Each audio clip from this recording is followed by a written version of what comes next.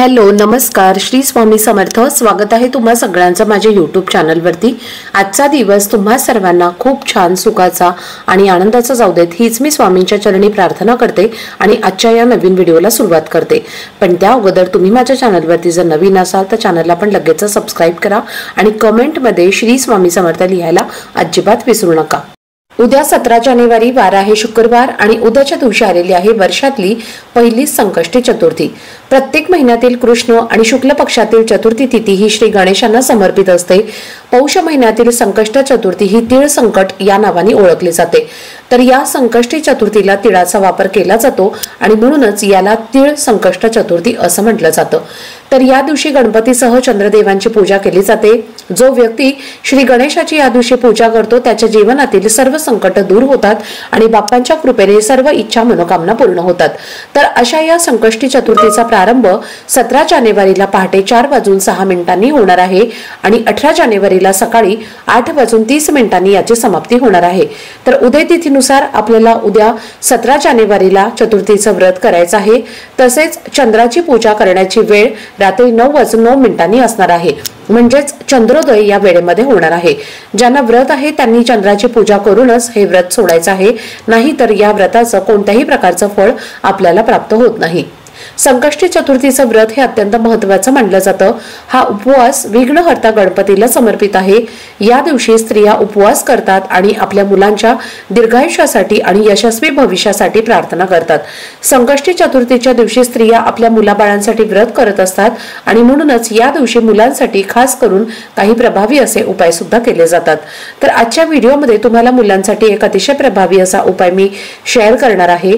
प्रत्येक आईने उद्या संकष्टी चतुर्थीला व्रत नाही केलं तरीही चालेल, पण मुलांसाठी गणपतीला अर्पण करा ही एक वस्तू।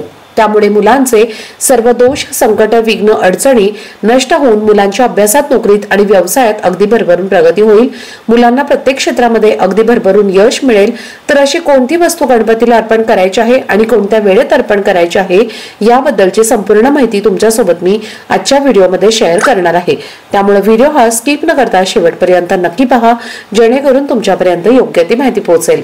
आणि तुम्ही माझ्या चॅनलवरती जर नवीन असाल तर चॅनलला पण लगेच सबस्क्राइब करा आणि बेल आयकॉनला पण प्रेस करा, म्हणजे मी जेव्हा कधीही नवीन व्हिडिओज अपलोड करेन त्याचं नोटिफिकेशन सर्वात आधी तुम्हाला मिळेल आणि तुमचा एकही व्हिडिओ हा मिस होणार नाही। तर पहा, आजच्या व्हिडिओमध्ये तुम्हाला मी जो उपाय सांगणार आहे तर हा उपाय प्रत्येक आईने आपल्या मुलांसाठी करायचा आहे। अतिशय खात्रीशीर असा हा उपाय आहे। हा उपाय केल्यामुळे नक्कीच तुमच्या मुलांची भरभरून प्रगती होईल। अगदी लहानातल्या लहान मुलांपासून ते मोठ्यातल्या मोठ्या मुलांपर्यंत तुम्हाला हा उपाय करायचा आहे आणि मुली या दोघांसाठी तुम्ही हा उपाय करू शकता। गणपती बाप्पा हे विद्येचे ज्ञानाचे देवता मानले जातात। तसेच गणपती बाप्पांना विघ्नहर्ता संकट दूर करणारे देवता सुद्धा मानलं जातं।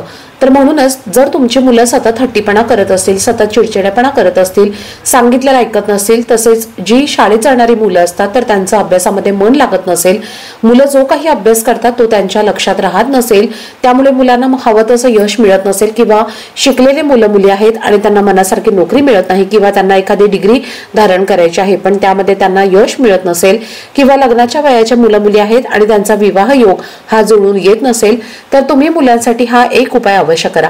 हा उपाय करण्यासाठी तुम्हाला उद्या सर्वप्रथम सकाळी लवकर उठायचं आहे, स्नान करायचं आहे, अंघोळीच्या पाण्यामध्ये चिमूटभर हळद टाकायची आहे आणि या पाण्याने तुम्हाला स्नान करायचं आहे।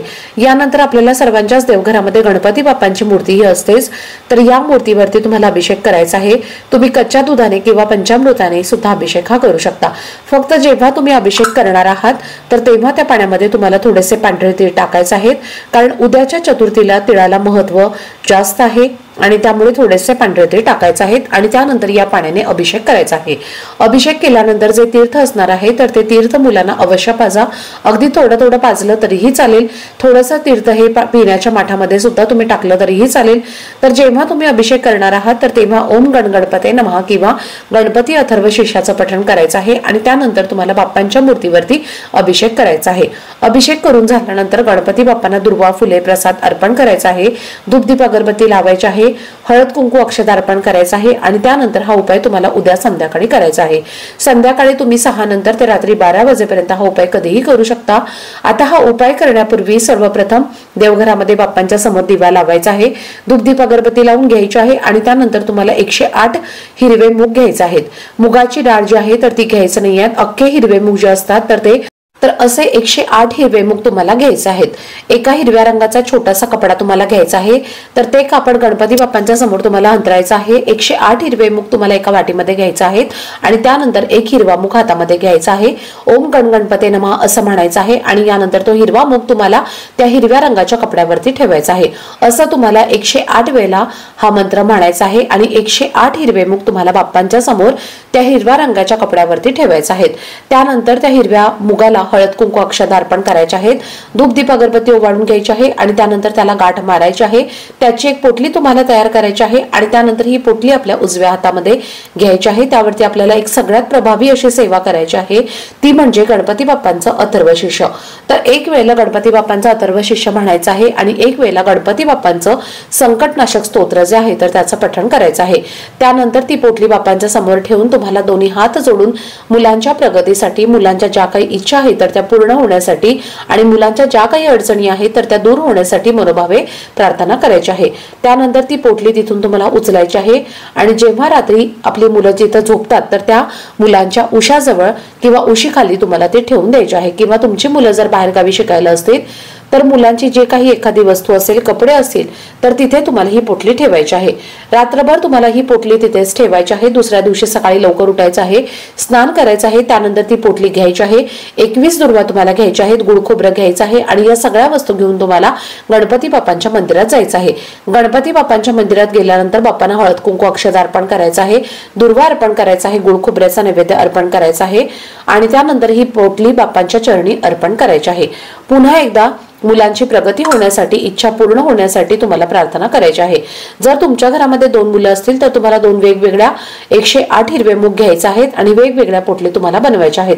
तर अशा पद्धतीने तुम्हाला हा जो उपाय आहे तर तो करायचा आहे। खूप प्रभावी असा हा उपाय आहे, तुम्ही नक्की करा। या उपायाचा तुम्हाला 100% फळ हे प्राप्त होईल। घरामध्ये सुतक असेल तर हा उपाय तुम्ही करू नका। जर आईला मासिक धर्म असेल तर मुलं स्वतः उपाय आपल्यासाठी करू शकतात किंवा वडील, आजी आजोबा सुद्धा किंवा घरातील इतर कोणतेही मोठी व्यक्ती या मुलांसाठी हा उपाय नक्कीच करू शकते। तर गणपती बाप्पा हे बुद्धीचे दैवत आहेत आणि चतुर्थी जी आहे तर ती मुलाबाळांचं कल्याण होण्यासाठी खूप महत्त्वाची असते। त्यामुळे या दिवशी व्रत, सेवा, उपाय हे खूप प्रभावी असे ठरत असतात। आजचा व्हिडिओ जर तुम्हाला आवडला असेल, माहितीपूर्ण वाटला असेल तर व्हिडिओला जास्तीत जास्त लाईक, शेअर आणि चॅनलला सबस्क्राईब नक्की करा। भेटूयात पुढच्या व्हिडिओमध्ये, तोपर्यंत सर्वांना श्री स्वामी समर्थ।